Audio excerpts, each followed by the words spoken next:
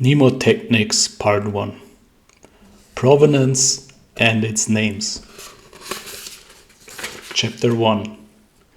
Memory contra storage of culture. Under which conditions could a public ledger be understood as memory and not, contrary to a commonly used term regarding information technology, as storage? After all, data is stored. That means accumulated over time. The collecting of data expands the content of the data medium and increases its informational load. From more data, more, respectively better, informative clauses can be derived. A seemingly plausible conclusion may be. Though, why interpretability and significance of data are important beyond mere quantity will be addressed later. First, we will address a structural problem. System states of software generally are historyless, or better, genesis independent, insofar they can be called without being contingent upon definitive preceding states. Image files can be loaded and viewed and leave no permanent trace. Text files can be written, deleted, and corrected without a trace. And this very editing process also is not to be traced in the final document. At least, if one disregards the analysis of metadata, such editing is rather inaccessible and also not tamper-proof. The relation to the desired final state thus remains equipotential in regard to the preceding working states. The working states are temporal, and this is crucial for a line of argumentation, not structure determining. The present state can be altered arbitrarily into an alternative one and thereby actualize a different present. A documentation of such an altering process could be logged externally, yet is not inherent to the respective data. Such a documentation would constitute separate data. A history of data generated this way is not contained within the referred data. In this sense, present states do not pose the contingency of future ones. In contrast, blockchain fundamentally determines future system states by reordering the system's elements of past system states. This means, as already discussed in epistemic order, that firstly, the truth claim of data on the blockchain is directed recursively and not correspondence theoretically, and beyond that, secondly, this process documents its genesis, thus incorporating the documentation of its provenance. This fundamental property complex of consensus networks or blockchains can be summarized as a recursive truth claim with provenance logging.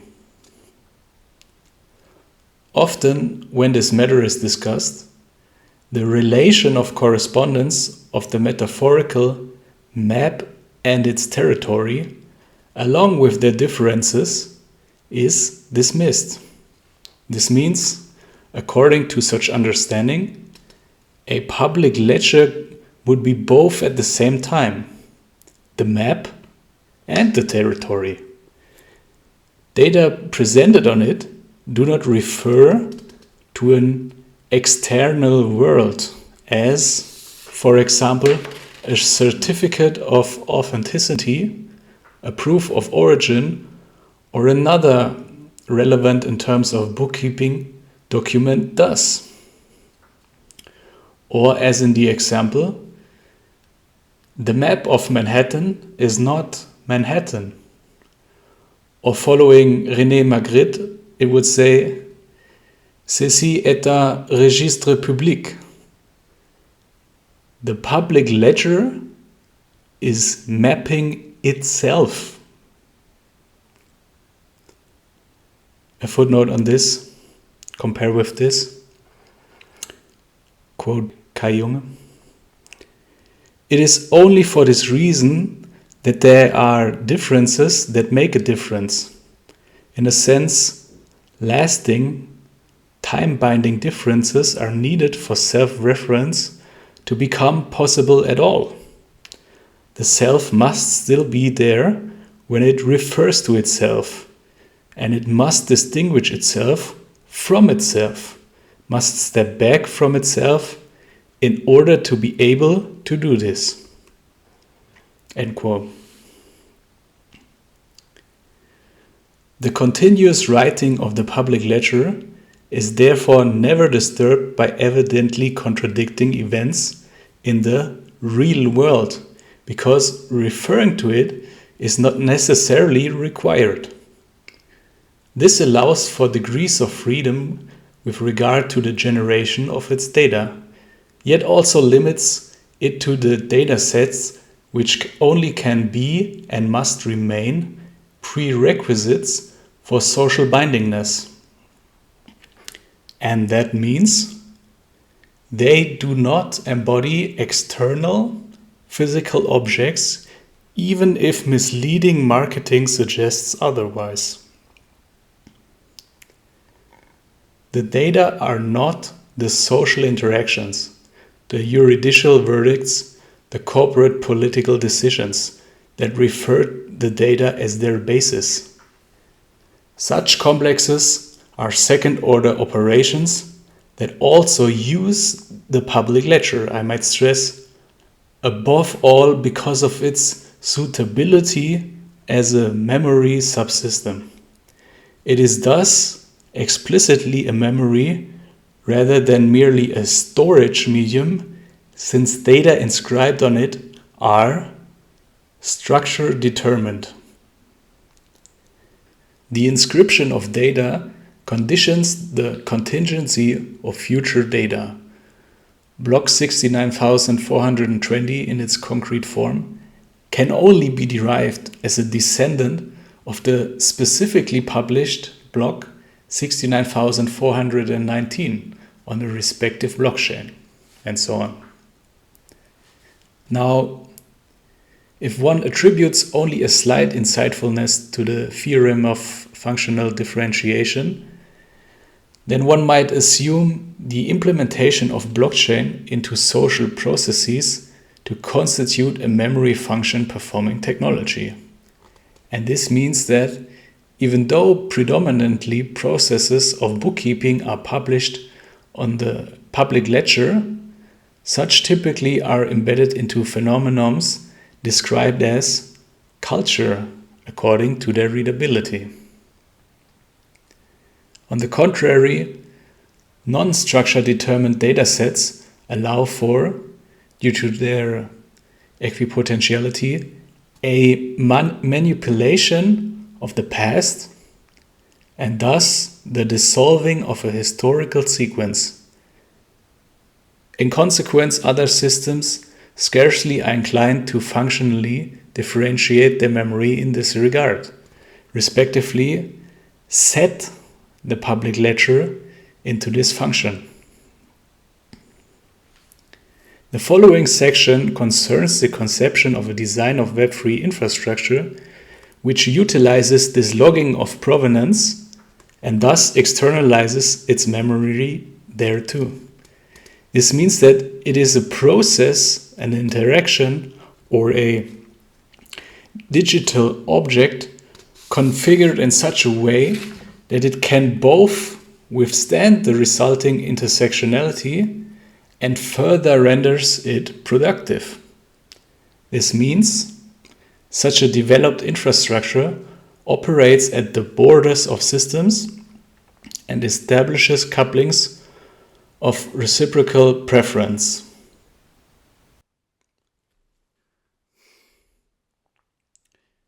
Chapter 2.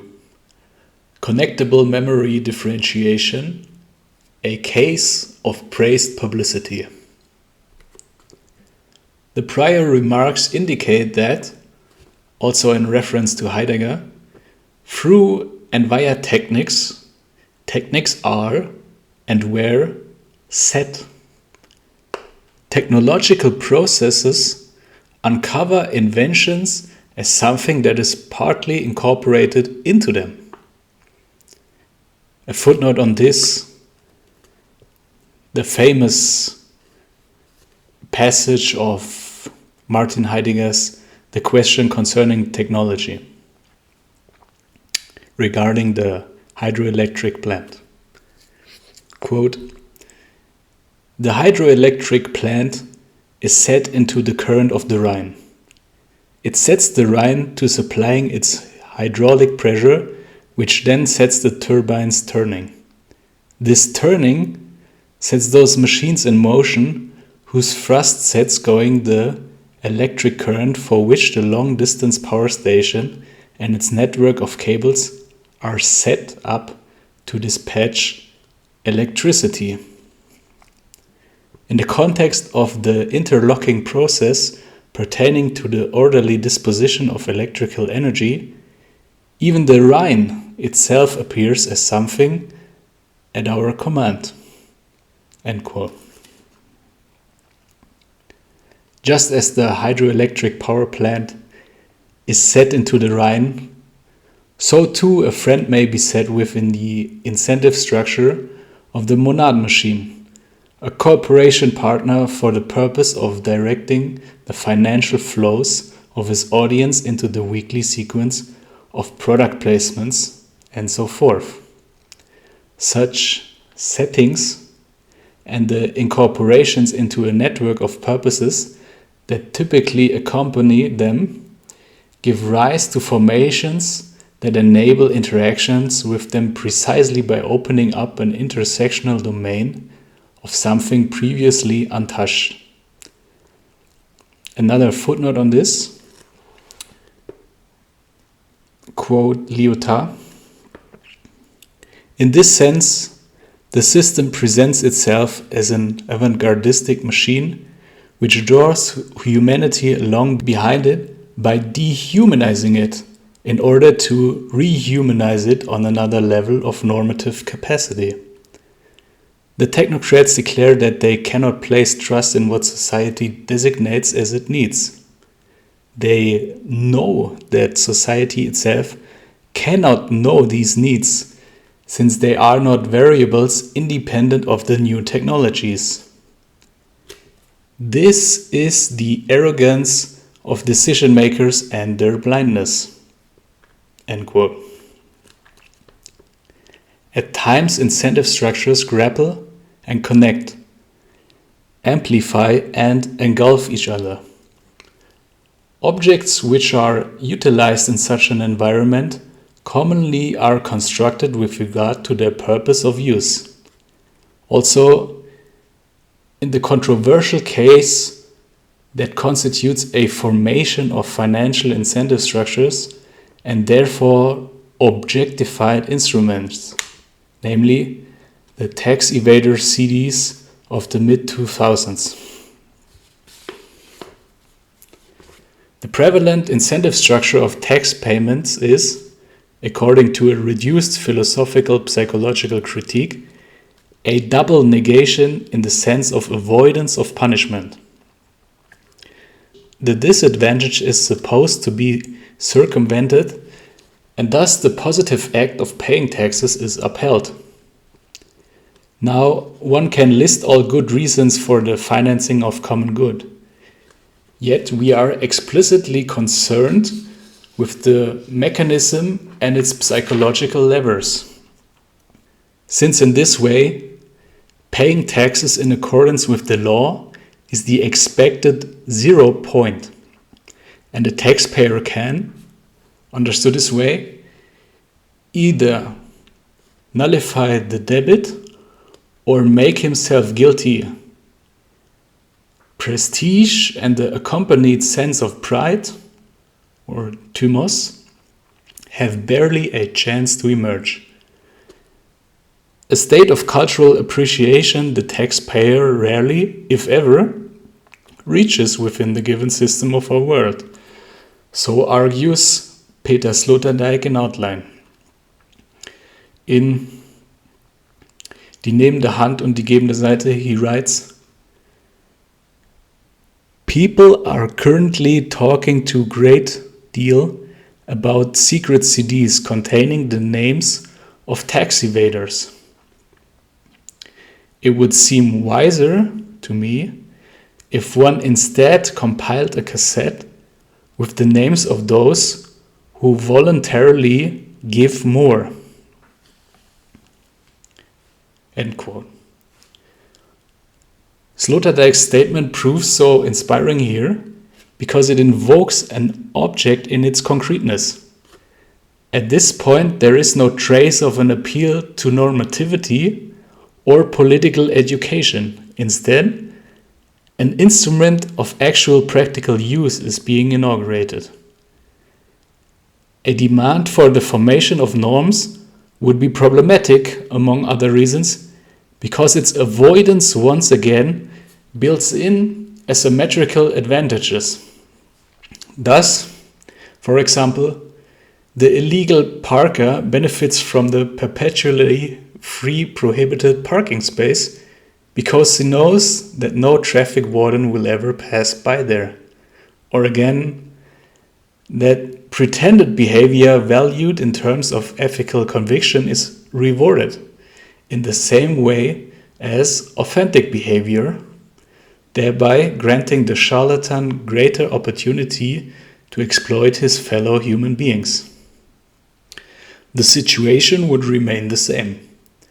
The norm refers to what ought to be done, and the dilemma of double negation is repeated in the form of the norm. In such a constellation, the horizon is always the abolition of the ought. Far more orienting would be the positive positing of voluntary action. In the context of the financing of the common good, this means a structure in which a gift can be experienced as an actual gain for the giver. The deciding distinction.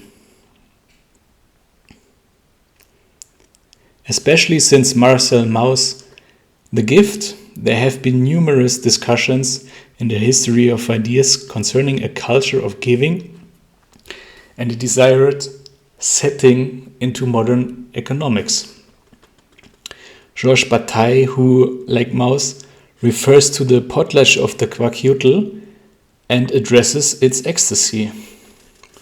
Maurice Godelier, who works out the agonistic element within it, reading mutual outbidding as an enhancement of the value of the competitors. Wilton S. Dillon, who analyzes modern social and state structures that are formed through the giving of gifts. And indeed, Peter Sloterdijk's remarks on a thymotic economy of generosity, which, going beyond mere ethical attitudes, advocate for corresponding media to record and display such acts. A footnote on this, a quote by Peter Sloterdijk from Zorn und Zeit. The thymotic economy latently contained in Nietzsche's critique of morality stimulates an alternative money economy in which wealth appears in connection with pride. It seeks to tear from the face of modern affluence the plaintive mask behind which is concealed the self-contempt of petty owners of large and very large fortunes. A contempt that is entirely legitimate in the sense of the Platonic doctrine of thymos, since the soul of the wealthy rightly attacks itself if it cannot find its way out of the circle of insatiability. The customary cultural posturing of this milieu does nothing to help here either. Interest in art is, as a rule, merely the Sunday face of greed. The soul of the wealthy would find healing from self-contempt only in beautiful actions that win back the inner approval of the noble part of the soul. End quote. A hint with such an obvious meaningfulness remains without actual objectification, and in the digital domain one would more aptly speak of realization, or even better, virtualization and formalization, if such a desired medium, namely a list of those who voluntarily give more, finds no actual embedding in incentive structures, which then orient interactions within it toward it. A conceptual design approach that treats it as a substitute for something already existing seems to be misguided. Working against this, among other things, is the remaining of the remaining, Lindy effects, and so on. Without the unlocking of a domain as an intersectional formation through intersystemic processes, existing systems lack the reinforcing effects needed to amplify existing systems via the differentiated utility of the newly formed domain. A modularization, for example, the outsourcing differentiation of a memory subsystem, becomes more probable when it contributes to the self-preservation of the system ahead of its differentiation. The reforms toward the theoretically longed-for, more progressive order are doomed to fail, just like substitutes stuck competing for an already defined purpose. Better prospects of success lie in identifying functions and rendering them efficient through differentiation. Or, in systems theoretical jargon, letting de-paradoxification occur dispositively. That is, in our case, creating an environment in which giving and winning harmonize.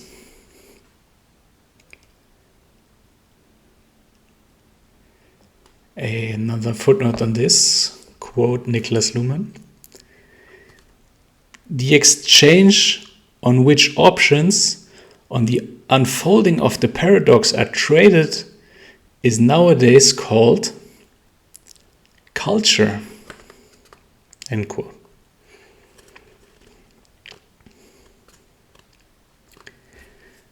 The memory medium of the names of those who voluntarily give more only becomes realizable once it is set, enabling connection operations within a cybernetic network of con and diverging vectors.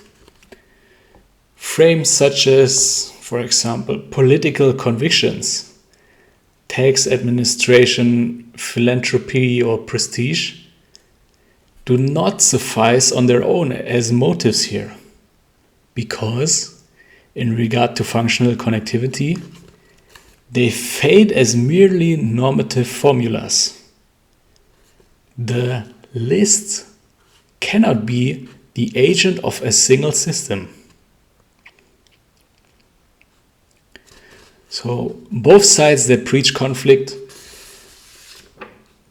the technocratic inhumans and the moralizing all-too-humans, can direct their complementary aversions toward a dispositive distribution once they learn that their wishes are being fulfilled by the supposedly agonistic pole. A stance of an ethics of conviction or even political objectives do not suffice. The only axiom, the posing, the N-framing that one must accept inaugurates that the winning giving thereby achieved is worth valuing. The idea of explicitly naming a name is ancient. A man lives when his name is spoken, runs an Egyptian proverb, also beyond his lifetime. The naming of a name is especially significant precisely because the basic tendency of name bearers inclines toward oblivion.